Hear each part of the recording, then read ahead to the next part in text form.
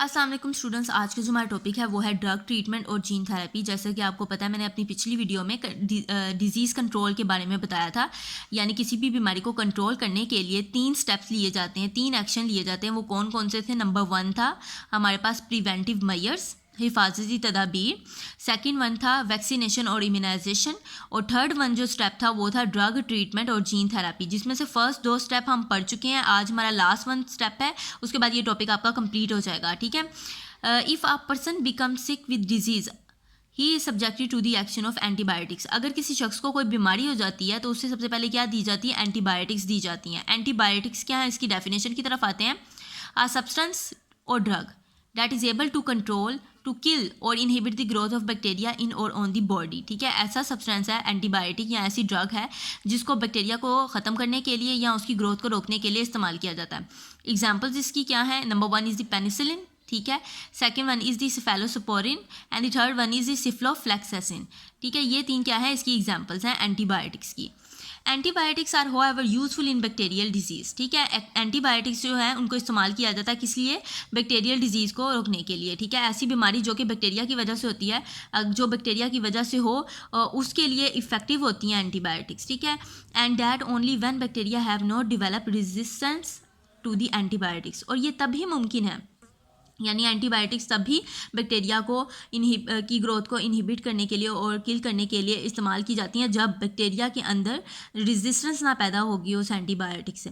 For example देखिए, resistance कहते हैं कि ना बैक्टीरिया को ना उस जो आप एंटीबायोटिक्स ले रहे हैं उसका असर ही ना होना बैक्टीरिया के ऊपर। ठीक है, जब आप एक ही मेडिसिन, फॉर एग्जाम्पल आप पैनाडोल खाते जा रहे हैं, रोज़ाना पैनाडोल खा रहे हैं, रोज़ाना पैनाडोल आप खा रहे हैं, तो क्या हो रहा है कि उस जो माइक्रो ऑर्गेनिज्म है ना जो आपके अंदर मौजूद है, जो आपकी बीमारी काज कर रहा है, उसके अंदर ना रेजिस्टेंस पैदा हो जाएगी पैनाडोल के खिलाफ। ठीक है, वो अब फिर क्या होगा कि पैनाडोल जो होगी ना, आप जितनी मर्जी खा लें, वो उस माइक्रो ऑर्गेनिज्म पे ना इफेक्ट ही नहीं करेगी।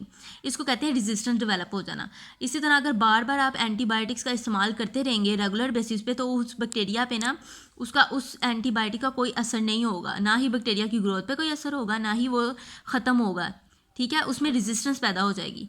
ठीक है, तो जिस बैक्टीरिया के अंदर उस एंटीबायोटिक्स के खिलाफ रेजिस्टेंस पैदा हो जाए ना, फिर वो एंटीबायोटिक्स आपकी बॉडी पे असर नहीं करती।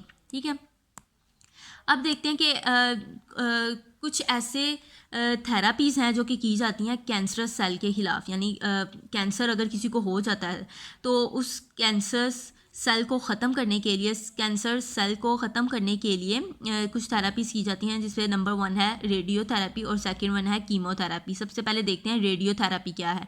इन radiotherapy the cancerous part is expose to short wave radiation from the radioactive material repeatedly at regular intervals. ठीक है, रेडियोथेरेपी में क्या होता है कि कैंसरस पार्ट जो होता है उसको एक्सपोज करवाया जाता है शॉर्ट वेव रेडिएशन से।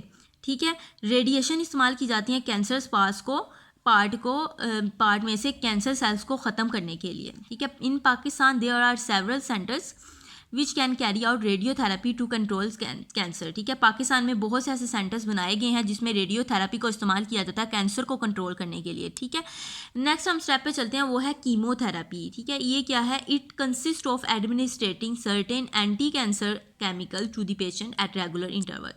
इसमें क्या होता है कि रेगुलर इंटरवल पे ना एंटी कैंसर केमिकल, जैसा कीमो किससे निकला है? केमिकल से। रेडियो क्या है? किसको शो कर रहा है यहाँ पर? रेडिएशंस को। और यहाँ कीमो किसको शो कर रहा है? केमिकल्स को शो कर रहा है। ठीक है, कैंसर को कंट्रोल करने के लिए रेगुलर इंटरवल पर ना एंटी कैंसर केमिकल्स दिए जाते हैं पेशेंट्स को, ताकि कैंसर को ख़त्म किया जा सके, कैंसरस सेल को ख़त्म किया जा सके। These chemical may kill both cancerous and normal sales. ये केमिकल्स क्या करते हैं? कैंसरस सेल को तो ख़त्म करते ही करते हैं, साथ ही साथ क्या करते हैं? नॉर्मल सेल्स को भी ख़त्म कर देते हैं। यानी कैंसर सेल्स तो ख़त्म हो ही रहे हैं, साथ ही साथ आपके नॉर्मल सेल्स भी ख़त्म हो जाते हैं कीमोथेरेपी को इस्तेमाल करने से।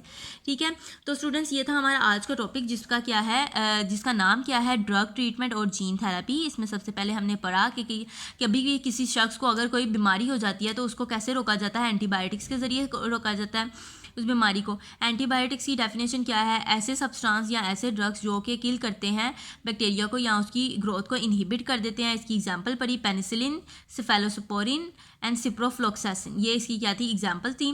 फिर हमने देखा कि अगर किसी बैक्टीरिया के अंदर उस एंटीबायोटिक के खिलाफ रेजिस्टेंस पैदा हो जाए तो वो एंटीबायोटिक्स उस बैक्टीरिया पर असर नहीं करती। फिर हमने कुछ थेरापीज़ पढ़ी जो कि कैंसरस पार्ट को या कैंसरस सेल्स को ख़त्म करने के लिए ज़रूरी थी। उनमें नंबर 1 थी रेडियोथेरापी, जिसमें रेडिएशन का इस्तेमाल किया जाता है कैंसर सेल को ख़त्म करने के लिए।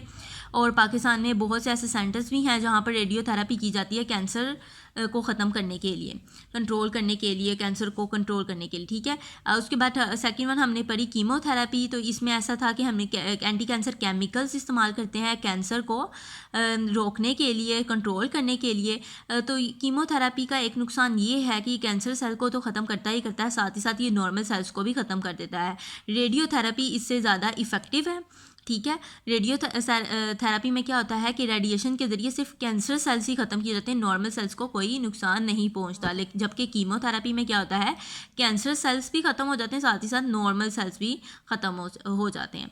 तो स्टूडेंट्स, ये था हमारा आज का टॉपिक। अगर आप चाहते हैं कि इससे नेक्स्ट टॉपिक की वीडियो आपको फ़ौरन मिल जाए तो please like and subscribe my channel. मिलते हैं हम अपनी नेक्स्ट वीडियो में, तब तक के लिए अल्लाह हाफ़िज़।